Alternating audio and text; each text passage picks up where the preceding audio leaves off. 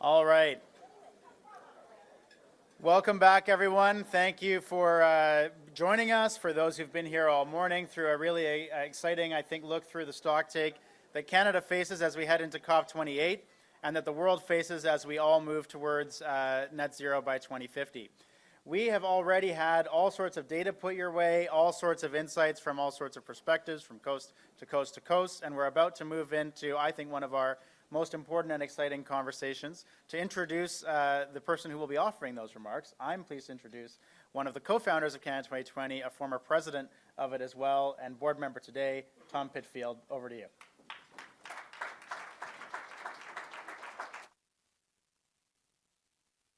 It's always an honor to be introduced to introduce. Thank you, Braden. And I actually just want to take a minute to thank Braden and his team for putting on such a great event. I've gone through all the process that's involved in organizing things like this, and I know what it takes. So if you could all join in a round of applause for Caroline and Mark and Braden and the rest of the team. So for over 17 years, this organization has worked to shape and lead the conversations about building a better, more prosperous future for Canada and our world. Today's speakers and all of you are an example of the kind of community of leaders that we've been able to build together.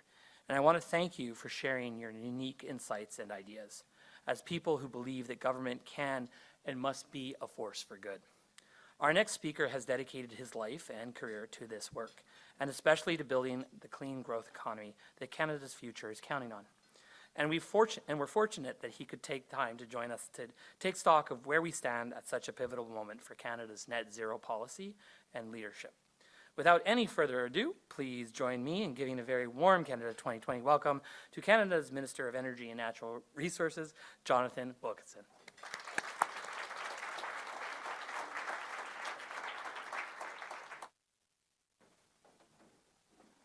Thank you, merci et bienvenue à tous. C'est un plaisir d'être ici aujourd'hui.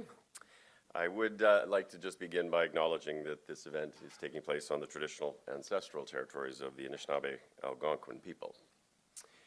We talk a lot about climate change these days. Certainly you have been talking about that today, and for obvious reasons.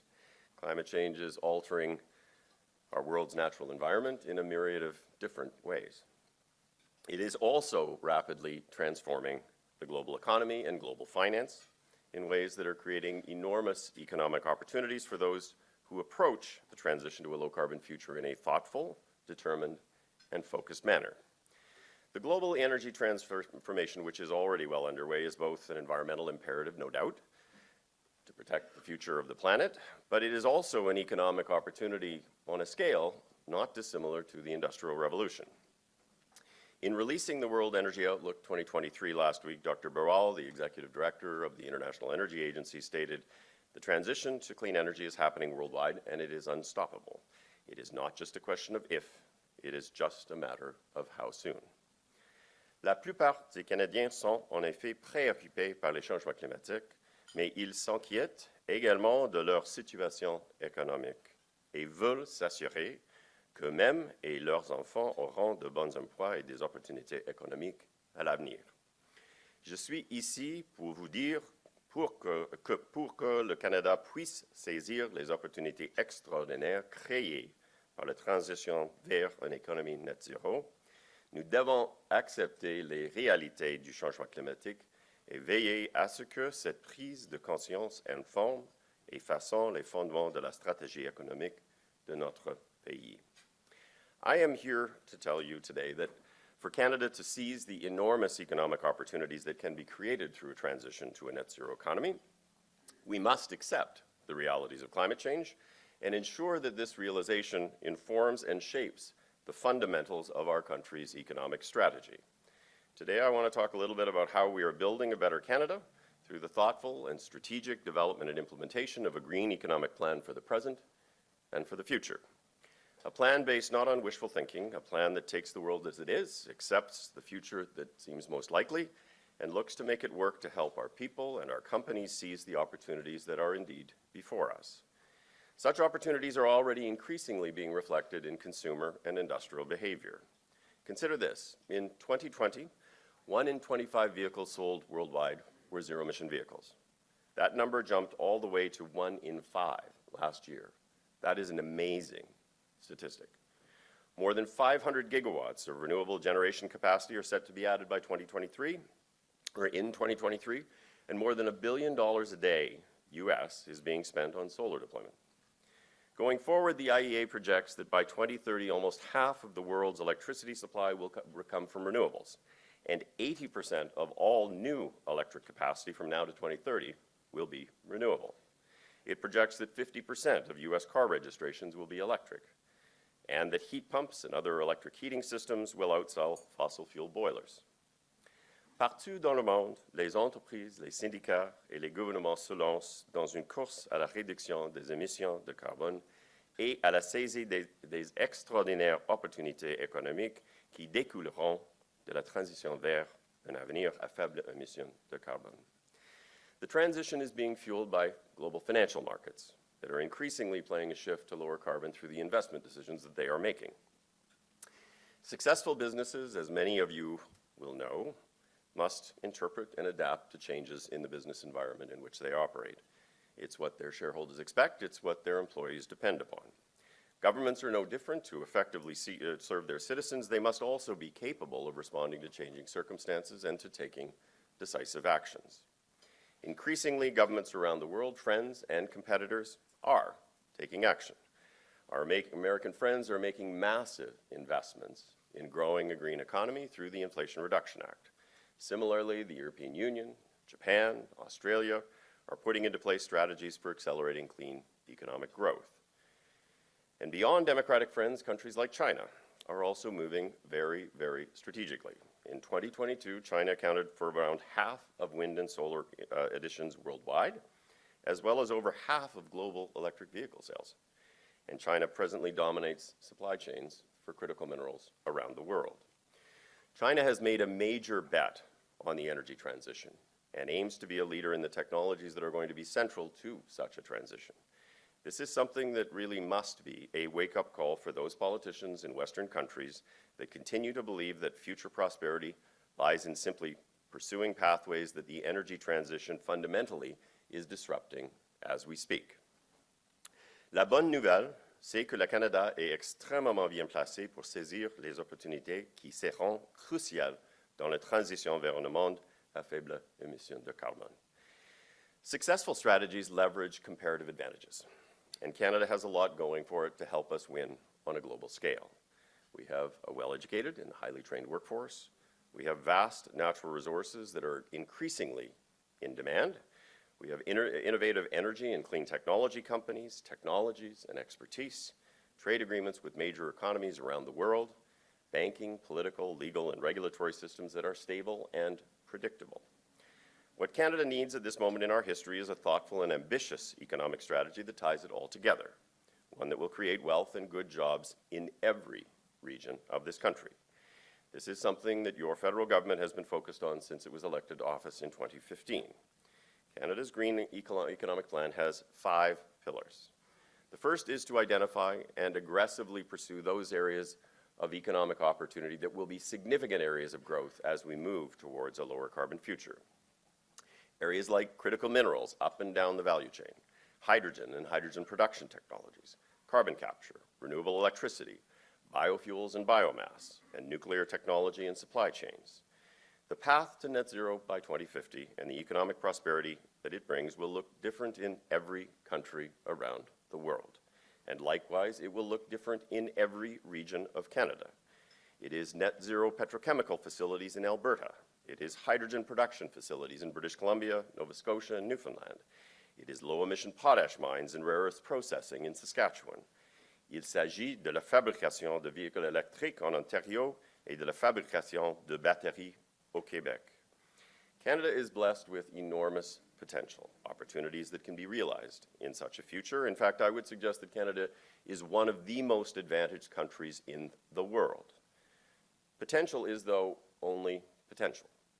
But we need thoughtful collaboration between industry, labor, Indigenous leaders, and levels of government if we are to realize our full potential. If we are to create the hundreds of thousands of jobs and the economic prosperity that is very much within our reach. The second pillar of Canada's Green Economic Plan is a thoughtful policy approach to Canada's oil and gas resources, resources that have contributed much to the Canadian economy over many, many years. Forecasts suggest that global demand for oil and gas will decline within 10 years and will continue to decline as lower carbon technologies are deployed in greater numbers. So this transition away from the combustion of fossil fuels is already underway, and it will take place over the course of the next 3 decades. It is important to be aware that how oil will be used is going to change. Post-2050, we will not use significant amounts of oil in combustion applications like cars and buses. Where we will, though, use it is in non-combustion applications such as petrochemicals, lubricants, solvents, and carbon graphite. And for such applications, reasonable volumes of oil will continue to be required even in a net zero world. Similarly, for natural gas, uses will exist beyond 2050 in non-combustion applications such as the production of ultra-low carbon hydrogen. At the end of the day, the most significant cause of climate change, as you folks know very well, are carbon emissions from the production and from the combustion of fossil fuels. We clearly need to move to eliminate the unabated combustion of fossil fuels over the period between now and 2050. We also need to focus on the elimination of emissions relating to production to ensure that those volumes of oil and gas that continue to be used post-2050 in non-combustion or in abated combustion applications are compatible with a net zero future. During the coming 30-year period of transition and beyond 2050, when we have largely eliminated fossil fuel combustion, countries that focus on producing hydrocarbons with ultra-low production emissions will have the opportunity to grow share in what will be a declining market. Aggressive action to reduce emissions from the production of oil and gas is thus critical for the competitiveness of any producing country that wishes its resources to be relevant in the future. Hence, this government's focus on decarbonization of our oil and gas sector. It is ultimately about short and long-term competitiveness. The third pillar of Canada's economic plan is to build more clean power, a lot more clean power. It is not just about decarbonizing the grid as it stands today, although that is important. It is about having the capacity to electrify transportation and buildings to get at other sources of emissions. It is about being able to switch industrial processes to clean energy so that Air Products, Dow, Janssen, Green Steel and Aluminum, Volkswagen, increasingly are going to demand clean power as the price of entry. Companies increasingly have to account for the carbon that is embedded in the products that they actually produce. That is true across the board. And so we are facing a challenge, which is, yes, we have to decarbonize the grid, but we also need a much, much larger grid, probably more than double by 2050. Le quatrième pilier du plan économique vert du Canada est l'engagement significatif à la participation active des Autochtones. Le gouvernement du Canada s'est engagé à faire progresser la réconciliation dans l'ensemble du pays. Le secteur des ressources naturelles en fait partie. This is an important matter from a social justice perspective, no doubt. But it is also required if we are to align interests with respect to project development moving forward. And finally, we must make more efficient and effective our regulatory and permitting processes without cutting corners from an environmental perspective, without cutting corners in terms of engaging and consulting with Indigenous communities. But it just cannot take us 15 years in this country to develop new mines, not if we want to successfully prosecute the energy transition through the deployment of electric vehicles. We are doing significant work internally, some of it very simple stuff around adequately resourcing the agencies to ensure that they can actually move forward and projects are not waiting, but looking at how we can do things concurrently rather than doing them consecutively. We also have committed to bring forward additional measures before the end of the year, and we will be doing so, and we are working actively with provinces and territories to have better regulatory alignment such that companies are not having to do two things, two different processes in order to actually prosecute the same project. We also must ensure that we respond expeditiously to the recent opinion of the Supreme Court of Canada. To ensure clarity and certainty for project proponents and investors, we intend to introduce legislative amendments to the law as soon as possible. Les cinq piliers que j'ai décrits sont à la base d'une stratégie économique verte fondée sur les ressources naturelles et l'exploitation des ressources qui favorisera l'emploi, la compétitivité et la prospérité économique des Canadiens dans un avenir à faible émission de carbone, alors que, durant la période 2015-2022, ce gouvernement a consacré 120 milliards de dollars à ce travail. Le budget 2023 représente un engagement générationnel en faveur d'un programme de croissance propre. Budget 2023 committed an additional $86 billion to accelerating clean growth and ensuring Canadian competitiveness. And we are beginning to see significant economic progress from these investments right across the country. In Newfoundland, Brea Fuels is converting its refinery to renewable diesel. World Energy is actively pursuing hydrogen-related opportunities. In Nova Scotia, Everwind Fuels recently received approval to build North America's first facility to produce hydrogen from renewables. In Quebec and Ontario, we are seeing massive investments in the entirety of the electrical vehicle value chain. In Saskatchewan, BHP is constructing the largest and one of the lowest emission potash mines in the world, and in fact, just this morning, BHP announced a second phase of that project, which is a $6.4 billion project, which will be enabled through work that the federal government is committed to do with BHP to have access to clean energy. Alberta is leading the country in developing wind and solar, and companies in Alberta are developing low-carbon industrial facilities like Air Products' low-carbon hydrogen facility. And in BC, Tidewater's renewable diesel refinery completed construction earlier this year, Canada's first renewable diesel refinery. Investments like these ones and the jobs and prosperity they are creating do not happen by chance. They are enabled by a comprehensive approach that includes a suite of regulations like the Clean Fuels Regulation, by incentives like the Clean Investment Tax Credits, by investments and by other important policy signals, very much including the price on pollution. Elles sont rendues possibles par un plan réfléchi, stratégique et audacieux, axé sur la construction d'une économie qui prospérera dans un monde à faible émission de carbone. I would suggest that Canadians be wary of folks who tell us that a comprehensive plan for the future is not required to position Canada's economy for success. Simple policy prescriptions and slogans like technology, not taxes, are taglines. They are not a strategy, and they are not a plan. As a former clean tech CEO myself, I can say definitively that technology itself will not drive billions of dollars in new investments and bring new opportunities to countless communities. One must have the conditions in place to enable technology development, to enable demonstration, and to enable commercial deployment. And that is exactly what Canada's Green Economic Plan does. By way of closing, c'est à nous, en tant que pays, de faire des choix intelligents. Et nous avons le choix. We have the choice. We can choose to lead by recognizing where the world is heading and aggressively pursuing major areas of economic opportunity. Or we can bury our heads in the sand, pretend that the world is not moving rapidly towards a cleaner and greener future, eroding our competitiveness and our long-term prosperity. I call the first choice a green economic plan for the present and for the future, one that is thoughtful, one that is relevant, one that is strategic. And I call the second simply hoping for the best, taking what I would suggest is a tragic gamble with the future of the planet and with Canada's current and its future prosperity.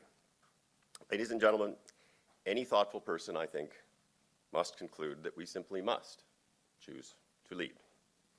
Je vous remercie de m'avoir invité ici, and I look forward to the conversation with my friend Lisa Raitt. So.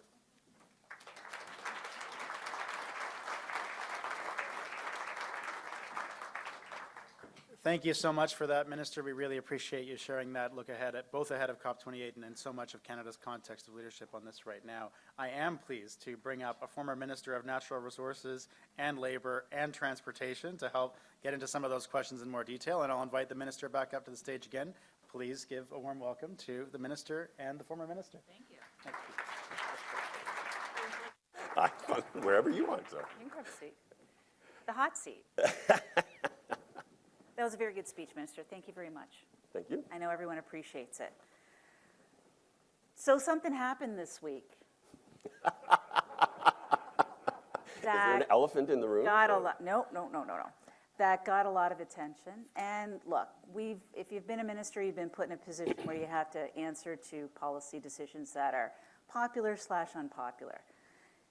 But I'm wondering if you can walk us through the decision that was made with respect to the carbon tax coming off of home heating oil. Sure. So, and you will know, being from Nova Scotia, heating oil has been a challenge, particularly in Atlantic Canada, but not only in Atlantic Canada, in rural areas of this country for a long time.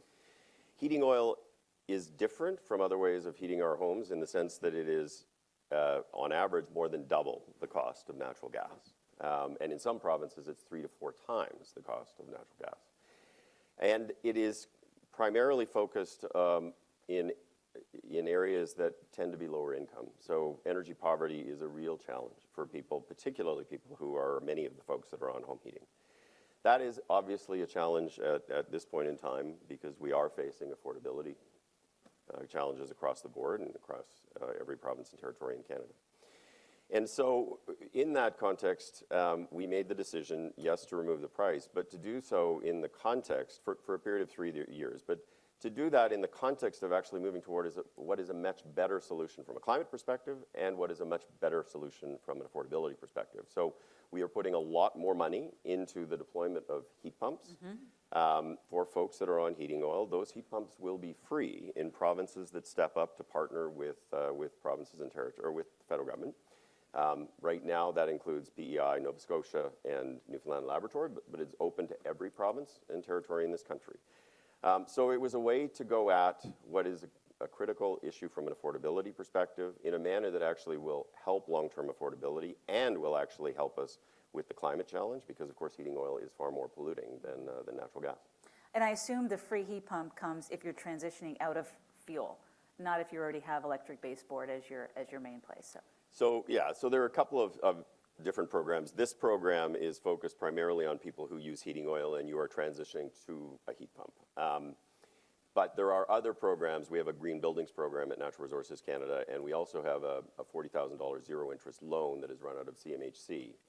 And both of those are available to people to do upgrades, whether you have natural gas or home heating. So if you have natural gas, you can actually get access to the grants in the Greener Buildings programs or the loan to actually do upgrades to your homes. And there's a method to my madness because I put a heat pump in my Cape Breton place a couple of years ago. But I'm not going to be eligible for it. But I'm wondering what happens to the people who already did the right thing and converted? Is there a retroactivity associated with this? Unfortunately for you, no. No, not for me. I don't get it. I already have No, I electric mean, baseboard. this is the challenge that you always run into. It's like the challenge where, the government of Manitoba wants us to give credit for the hydroelectric dams that were built 40 years ago. I mean, at a certain point, you have to start from a baseline. And from our perspective, it's actually really about future deployment of these things to actually address affordability and the climate issue. So yes, if somebody put a heat pump in 3 months ago, then they wouldn't have access to this program, although they very likely did have access to the Greener Homes program, which is a bit less generous, but still the government provides $5,000 grants. Because you don't want to punish people who did the right thing. You do not. Because that would be bad at the ballot box. Maybe a little bit. I want to dig a little bit deeper. So in a couple of weeks, perhaps, but it's going through Senate right now, Bill C-234, and that has to do with removing the carbon tax for agriculture purposes. The Liberals voted against it. The NDP and the Conservatives agreed on something. Megan Leslie, where are you? It was a shocking moment, wasn't it? I know.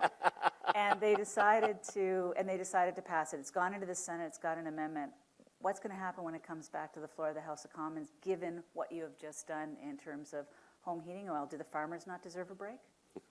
Well, the farmers actually do get a break, and there is actually a rebate that's associated with agricultural stuff. What I would say is the price on pollution is a critical part of the climate plan. It actually accounts for close to a third of emissions reductions by 2030. And I would tell you that our intention when it comes back to the House is we will vote against it. There will be no more exemptions. This was a very particular case for a very challenging circumstance, but there will be no more exemptions. Okay. And I always wanted to ask you this, and may have asked you this before. Why do you have energy in your title now? Because Ann and I are very jealous. We're still just natural resources ministers. It was really intended to reflect the fact that energy is so fundamental to the conversations we're having around the world these days, whether it's around energy security, it's around the energy transition. And Canada was the only G7 country that did not have an energy minister. I mean, notionally it resided in Enercan, but there was no title that actually reflected that. Yeah. And so the decision that we made was it really needed to connote how central it is to all of the work that we are doing across the board in almost every area of the economy. And so that was fundamentally the thinking, not dissimilar to when we were elected in 2015, we added Department of Environment and Climate Change. Right, right. Okay. So in March of last year, President Biden came to Canada, and there were some agreements made. There was a great communique. One of the things that was set up was the Energy Transformation Task Force, and it has a one-year window. Yep. I know you were at a meeting in October, but I'm not hearing a lot out of it. Like, what's going on? Are we moving somewhere? Is it going anywhere with the United States? It is. I was actually at the White House last week on this. That's a flex. Yeah. Well done. It is led by Minister Freeland, and on the American side by Amos Hochstein, who is the advisor to Biden on this. And we've got a number of areas where we are actually doing some pretty active work. Some of it relates to critical minerals, and we're looking at the potential for partnerships from an investment perspective between the Government of Canada and the United States in some of the more critical areas. We are doing a lot of work on the nuclear fuel cycle. There are some things that the Americans can and want to do that we either can't or we don't want to do, and there are things that we want to do here that the Americans, would be happy to see us do. And so there's a whole conversation going on around that.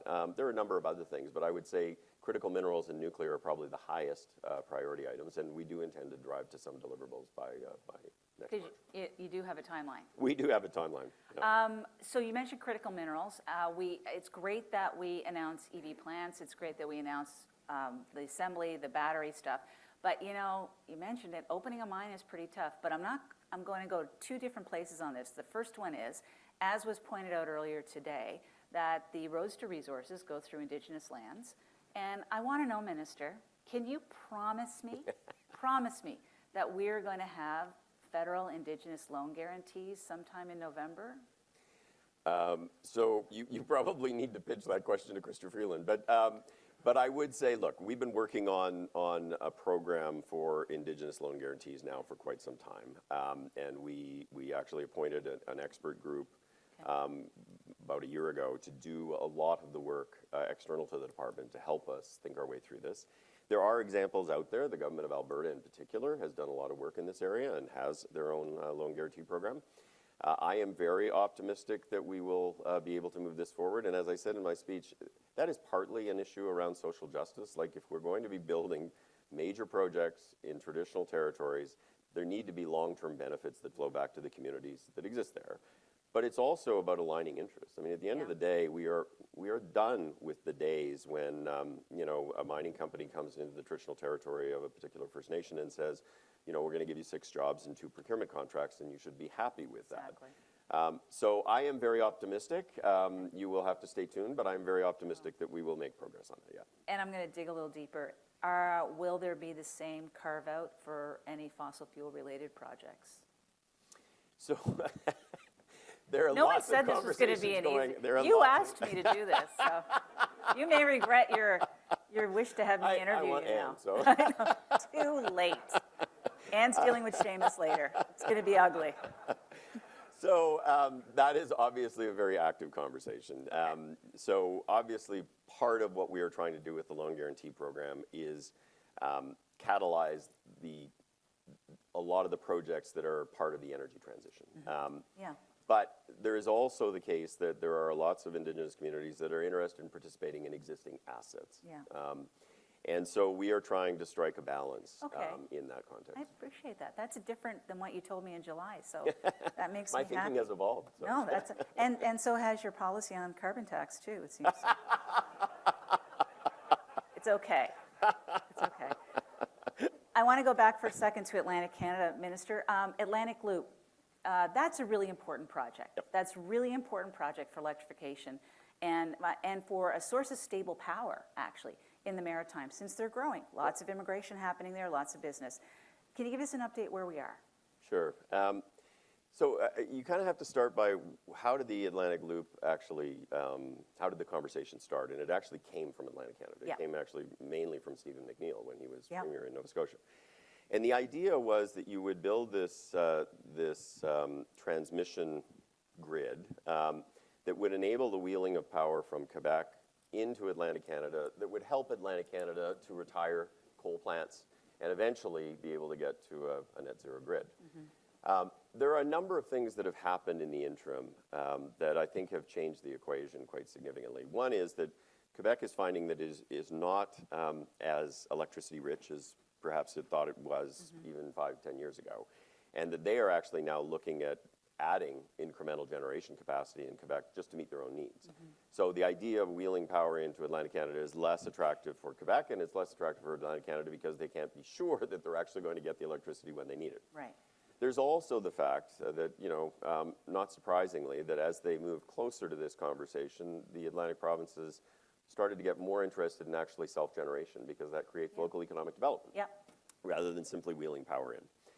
And so they took the view, and I would say the third piece of it is, this was supposed to be about helping them get off coal, but increasingly it became evident to us and to them that you couldn't actually build the loop by 2030 anyway. So it wouldn't help you with your 2030 date with respect to getting off coal. So we sat down with Nova Scotia and New Brunswick and said, let's work together on a plan that will enable you to get off coal. It may include some elements of the loop, and then we'll work on a second phase that may include other elements of the loop, because the loop can still be very valuable from a stability perspective, from being able to actually stabilize the grid. It actually, strangely enough, may end up being quite useful for Nova Scotia to export power to Quebec, based on all of the renewables work that's going on in Nova Scotia. So that's a second phase. And so the Premier of Nova Scotia and the Premier of New Brunswick came here 2 weeks ago. We signed an agreement whereby we will work with them to actually support the plans that they have developed to essentially get off coal. They're different. In Nova Scotia, it relies a lot on wind and on batteries. In New Brunswick, it actually will involve the conversion of the Belledune coal plant to biomass, and they will use locally sourced biomass. So I think it is, and there is one part of the Atlantic Loop with it that will be built as part of phase 1 that will actually help to strengthen the ability to share power between the two provinces. So I think it's responding, as we should, to the needs and the desires of those provinces. But the loop is still on the table in the context of both a piece of it in the front end and a second phase where we may actually end up building it in the longer term. But we now have plans with both of those provinces to get off coal by 2030, and both have actually accepted that the clean electricity reg can be met by 2035. Okay, sounds good. I look forward to seeing my power bill out there. I'm sure it'll be fine. Minister, flipping out now to the western part of our country, where you are from, contracts for differences and carbon capture, where are we on all that? So we are continuing to work with the Pathways folks on carbon capture. I think I saw Mark Cameron here. And I think those conversations are going well. I think there's still work that has to be done. There are earlier carbon capture projects that probably will get going before the Pathways stuff. So people will be aware Capital Power is looking at doing a project. Heidelberg Cement is looking at doing a project. So I think we are making good progress on that. It is related to the contracts for difference. The Canada Growth Fund announced its first investment last week, and they are actually working very hard on the contracts for difference. I think they hope to have something to say around some of those things in the not too distant future. And to be honest, I think the thinking on CCFDs has actually evolved a lot, and I think we're actually getting to a much clearer space about how we're going to proceed with that. So. Okay, that's good. For Canada Growth Fund, I'm glad you mentioned that. Is that going to be available for technologies that are up and coming, like fusion, for example? Potentially. So it is meant to catalyze equity investment. Their mandate involves being able to make concessional equity investments to catalyze more private sector investment or debt. They just made it, the announcement they made last week was in Calgary, and it was for a geothermal company. Right. I think the question for the Growth Fund will be just where are these things at in terms of stage of development, and how much risk are they willing to take? And I think that's something that they are working through. They are required not necessarily to be a fund that actually adds to its capital, but they're also not supposed to lose it. So there's a balance there. That's true. And in the last 2 seconds, on a scale of 1 to 10, how's your relationship with the provinces right now? You know, it's funny. And Sonia Savage is sitting right here. So. I saw Sonia last week in Calgary. We were just talking about this, actually. So, actually, for most of the provinces, it is very good. Yeah. I would say in all of Atlantic Canada, I have very, very strong relationships with all of the provinces. With the government of Quebec, it actually is very good. I would tell you with Ontario, it is very, very good. Todd Smith is a great counterpart, and Yeah. Premier Ford has also been very collaborative in this space. Manitoba is brand new. British Columbia, obviously, they've been one of our closest partners. Yeah. So you get focused on Saskatchewan and Alberta. And, you know, the unfortunate reality of politics is sometimes there's a lot of noise. And I don't mean this with any disrespect to Premier Smith, but there's a lot of things that are being said right now that are quite different from the reality of what is happening at the Canada-Alberta Working Group. We set this up to try to have non-political conversations, largely driven at this stage by senior civil servants, led by my deputy minister and the deputy minister of energy in Alberta. That table has actually been making enormous progress, especially on things like the clean electricity reg. You wouldn't know that from the public discourse. I try not to respond to a lot of those things because I actually think that things are generally working reasonably well. I would say that the biggest challenge in terms of relationships is with Saskatchewan. And I say that with great sorrow because I grew up in Saskatoon. I worked for a distinguished premier of Saskatchewan for many years. But Saskatchewan, for whatever reason, has chosen the path of just not even wanting to begin to collaborate. I was in Saskatoon just a month or so ago, a couple months ago. We told the government of Saskatchewan that they had applied for $75 million for pre-development work for a small modular reactor. Yeah. And so I called my counterpart and I said, we've approved it. And $75 million is a lot of money in the context of a province of 1 million people. It would be the equivalent of us giving $1 billion to the province of Ontario. And my counterpart, who is a super, super nice guy, was very excited. And then I said, we'd like to do the announcement in Saskatoon at the University of Saskatchewan at the nuclear facility. He was very excited. He called the Premier's office and they told him that they weren't allowed to come to the announcement. And so I ended up in this weird situation, announcing money that SaskPower had asked for, giving it to the government of Saskatchewan with nobody from the government of Saskatchewan there. So I just think sometimes we have to be able to park our political differences, especially in areas where we don't disagree. There are lots of areas in Saskatchewan where we are in full alignment, whether that's the Foran mining project, the Saskatchewan rare earth processing, the BHP announcement with the Jansen mine, the work they're doing on small modular reactors. Park the political stuff, and we can actually make progress. And I think that's the most disappointing thing for me, particularly as somebody who still feels very close to that province. Okay, and we are over, but I'd be remiss if I didn't ask you one last thing. BC is currently consulting on their cap on oil and gas emissions. You guys are consulting on a cap on oil and gas emissions. What happens if they're not the same? Well, we are talking to them, for sure. And I think that they are sort of heading in the same direction. At the end of the day, though, just as with the methane regs, if you were going to have provincial systems to implement, they would have to be equivalent. With the methane regs, we negotiated an equivalency agreement actually with Sonia on methane, and Alberta actually implemented that. Same thing was true with Saskatchewan. The same thing would have to be true with the cap. I do think that depending on the form of the cap that you're implementing, it can be probably more efficient to do it at a national level, but that is a conversation that we will be having or are having with BC. Okay, and there is a private member's bill from an MP from Kitchener, Green Party, not yours, who is advocating for a windfall tax for oil and gas companies. How are you guys going to vote? Well, as you know, once the government takes a decision, you vote with the government, and I don't think the government's taken a decision. But what I would say is it is important that all sectors of the economy are paying their fair share. No question about that. And that very much includes the oil and gas sector. But the one thing that I think a lot of folks do not understand about the oil and gas sector is there is already effectively a windfall tax in the form of the taxation system that exists in Alberta. It actually escalates as you make more money. And so it would kind of be a windfall tax on a windfall tax. Okay. But I'm not going to categorically say we will never do that. But I do think people need to be aware that there are some base sort of facts here that are probably useful to understand. Thank you, Minister, for taking the extra time. I really appreciate it. I'm sure the room appreciates your answers too. Great. Thank you. Thank you.